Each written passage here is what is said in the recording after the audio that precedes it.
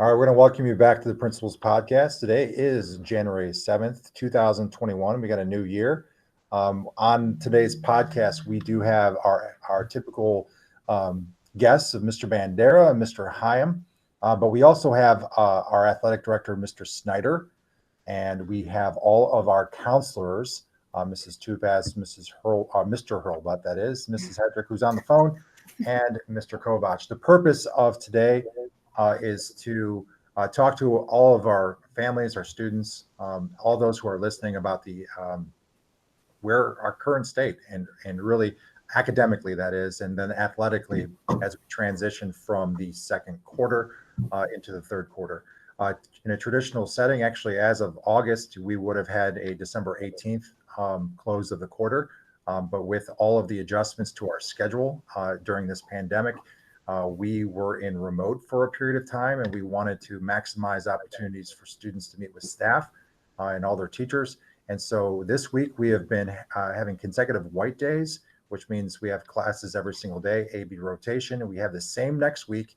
And tomorrow, our next week is a 4-day week, not having Friday. And it closes out the end of the quarter. I always preach about finishing strong, and it's easy to do so when you're in person.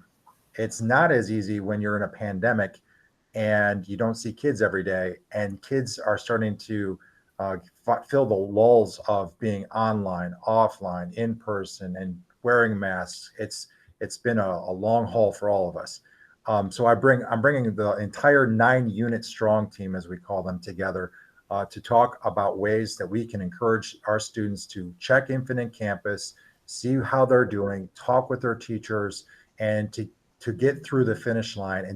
And for some, it's been no big deal, and for many, it's going to be important to finish strong and also start strong. So transitioning to our assistant principals, we have those that split alphabetically, A through L and M through Z. So Mr. Bandera, within your realm of the kids that you work with, things that you want to make sure that it's very clear before we end.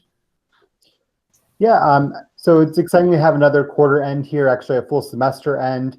We've had a lot of things to celebrate this first semester, and like Mr. Murray said, though, it's been a very confusing first semester. I look at some of the students, and I feel like we don't even know some of the students because we've been so crazy with our schedules. We've had students who have never stepped foot in our building this year. We've had students on an A schedule or B schedule or all remote. So it's been tough. It's been tough. A lot of our students and teachers thrive on relationships, and it's been hard to establish those relationships this year. Really, I encourage you to branch out. Try to contact your teachers. As Mr. Murray said, we want to finish strong, but try to contact your teachers. Tell them what you're doing well and tell them what you're struggling with. Tell them that you need help with things. All of our teachers are great. They will work with you. You just have to talk to them. They can't read your mind. They need to know what you're struggling with. So finish strong. We have a lot of students who are struggling, but we also have a lot of students who are doing really, really well. We have a lot of very, very, very good grades right now too. So keep it up strong. Finish this last week here. Actually 2 days or 3 days, depending on when you're listening to this. Finish those days, and hopefully we'll have a little more stability here in our third quarter. Mr. Hyam? Great job, Mr. Bandera. The one thing I want to make sure we do in the next week is do not assume. Do not assume that you have everything in. Do not assume that the teacher has everything. Do not assume, parents, that the grades are what you believe they are or think they are from your son or daughter, what they're telling you. Go in, make them show you. Students double check, make sure that assignments that you thought you handed in are actually being graded, are in. So the key thing is do not assume in the next week or so. Go in, ask those questions, send that extra email, and make sure that everything is in place. You have some time off here. Make sure you take care of your business so that you can enjoy the second semester. Mr. Murray? Yes, thank you. Great insight, as always, things that we preach all the time. It's important to reiterate those things. I want to then transition to our counselors who, again, work with various groups and not only just alphabetically, but we also have grades 8 through 12, but also the Blue Model students that we work with. So Mrs. Hedrick is the department chair. I want to start with her. And what are some things that you want to give advice to not just your students, but all students, specifically as we close out the second quarter? Oh gosh, a lot of things I want to say. My biggest thing I just kind of pulled. We have 313 students right now with Fs, and I talk to students all day long, and they tell me it's under control and everything's fine and it's all good. But 313 students is a lot of kiddos, and with students being hybrid and 100% online, it's difficult for us to just call you in and work with you and support you. We want to support you. So we need you to really, you've got 1 week to really give it your all.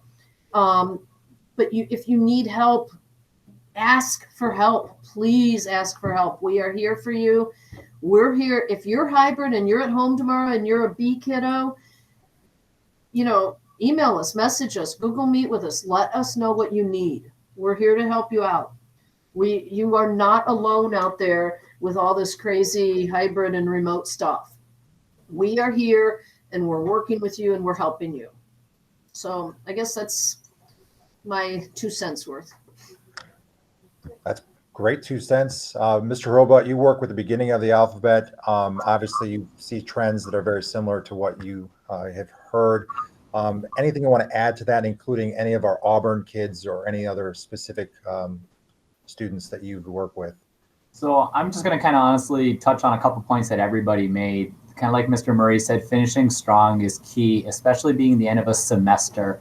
The end of a first quarter or a third quarter is different than the end of a semester because most of you as a student have at least one semester course in your schedule.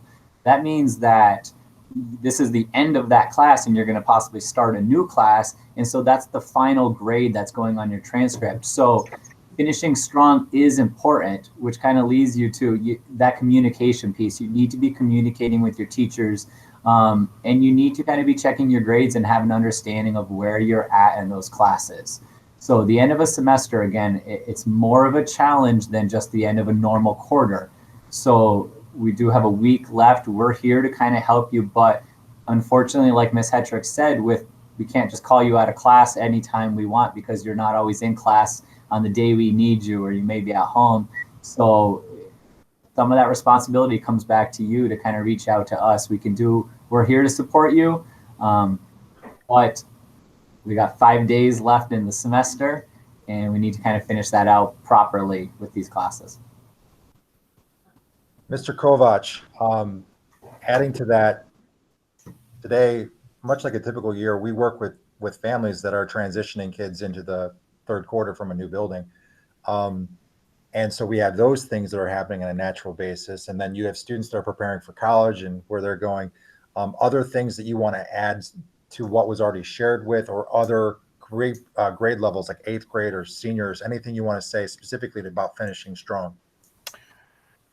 Yeah, what I would say is try not to look at this as only a negative. Try to see the positive of it. I understand being online, we'd all rather be in school and have the education model similar than you guys always had your whole life. But try to think of it as a challenge to prepare you for the future. When you go to college, this online learning model will be very similar to what college life is like. You're going to be surrounded by distractions and things that you'd rather do than schoolwork at times. That's natural. Try to set yourself up with schedules so you can stay on task. Even though you're secluded, you're not alone as well. Reach out to counselors, principals, friends, anybody you need to keep you on track so you're successful. Because I know a lot of people are looking forward to college and other careers or jobs. And the main thing you have to do is set yourself up for success and just prepare yourself the best way and reach out to teachers, counselors, anybody you need. All great insight. And I want to transition to Mrs. Tupaz, who works with all students, but in particular, like the lion's share of her work is working with virtual students. You're able to see all the Blue Model students, how they're doing, but you also work with kids in the building. Give us some things that you want to say specifically for those 100% online kids. The hardest thing with the online is building that relationship. I want to get back to communication. So to the online kids, I would say, we're here for you. Reach out to us, communicate with us, but also use the resources that are around you, whether that's your parents or grandparents, aunts or uncles. If there's someone there that you can share what you're struggling with, ask for help. I notice a lot of online kids are isolated, trying to do this all on their own. They feel overwhelmed and they shut down. And to get out of that, relationships are important. Communicating is important. And so, yes, reach out to us, reach out to your teachers, but also use the resources around you at home to create an environment to help you be successful. Great wisdom. See, next week we close on Thursday, the end of the semester, the end of the quarter. Friday is Records Day, and teachers will be importing all their grades. And then it gets all filtered through the guidance counselors, who fill out a nice little report that eventually gets on the desk of Doug Snyder, who at times feels like the Grim Reaper, because he might get a report of kids who are ineligible. So, Doug, Mr. Snyder, to talk to us about that D-Day and how it's dreadful, but how important it is to stay on task. Hello, everybody. Athletic eligibility consists, as you probably know, of three things, but just to review those so we're all on the same page. You have to pass 5 credit hours, 1.5 GPA, and no Fs. So it's 3-point eligibility. So we're getting down to the end of it here. And, for many of us, the challenges are great this year. Some of you would prefer to be in school. Some of you would prefer not to be in school. Some of you enjoy the hybrid schedule. Some of you hate it. Some of you are confused by it. There's a lot of moving parts here. So we get that. Is it fair? No. Do we wish we could change it? Yes. But we can't. So it is what it is. I hate that expression, but it fits here. So a lot of times coaches will, when they're talking to their team, use the phrase, we need to find a way. And that's my message to you right now. Find a way to make this work, no matter how difficult it is. If you are somebody who is on hybrid days, if you're home alone and you hate getting up in the morning, and I can relate to that because that's me, set an alarm. Have a friend give you a call. Have people check up on you to make sure you're up and make sure you're logged in. Find a way to make it work. And if the more people you reach out to, a lot of us have said, talk to us, ask for help, that kind of thing. Find a way to get it done. And my last message is this, and I had this conversation with somebody yesterday. Sometimes it's really easy as a teenager to get caught in the moment and to think that everything in the world is here and now. And those of us who are a little older, and I can probably speak to that more than most of the people on this podcast, but those of us who are a little bit older realize that it's not. There's a lot of things beyond high school, and many of them are way better than high school. So I want to encourage you to think about this. Think about your future self. Think about, if you're a freshman or an 8th grader, think about yourself at 18 or 19 years old when you're going to college. If you're a junior or senior, think about yourself when you're 25 or 35 and what you'd like to have that person be able to do. And invest a little bit in your future self, because what you do now will have some type of an impact on you as an 18-year-old or a 19-year-old or a 25-year-old or a 35-year-old. And one of the things that I would like to have you be able to avoid is being 25 and looking back on yourself at 17 saying, man, I wish I could slap that kid in the face. And sometimes we feel that way. So when you can still control things, I would encourage you to just use your imagination, use your dreams, use your goals, look down the road a little bit. Think about what you'd like for your future self and invest in that person. And maybe sometimes that can get you over the hump. That's great insight. And I want to make sure that we're kind of concise with this podcast, getting right to the point. Usually we have some fluff and stuff. I mean, I know that you can't see this on this podcast, but I'm seeing Mr. Bandera does have fireworks behind him, and Mr. Kovac is in space with their backgrounds. But until they speak on this podcast, you can see it. So, Mr. Bandera, say something. Go Browns. And Mr. Kovac. Space. So then you can see what I'm looking at. But I want to put closure with this, and everyone can add something they want to say, whether it is a quote, a phrase, a thought. The one thing that I learned when I took a course, actually as a principal, from a guy who was a superintendent and a well-known man, his name was Marty Kane. Many of you know him that is on this podcast. He would say to us as principal, make the right stuff the right stuff. So when it comes to the end of this quarter, I'm going to ask every single one of those students, even staff, and even those here, is to really evaluate making the right stuff in your life the right stuff, and balancing those things, and your priorities first, the big rocks. Mr. Bandera, Mr. Hyam. Identify one thing that you did well today and celebrate that, and find something you could do well tomorrow and celebrate that as well. Your small sacrifices that you make now will lead to very large opportunities in the future. Counselors, or Mr. Snyder? I'm going to go back to my message. Find a way. Figure out what's important to you, set a goal, and find a way to get there. I'll go next. A goal without a plan is a wish. So make sure you plan and come up with something you want and plan for it, and it'll actually be attainable. Ditto. 1 week. 1 week. Go Bills. Go Browns.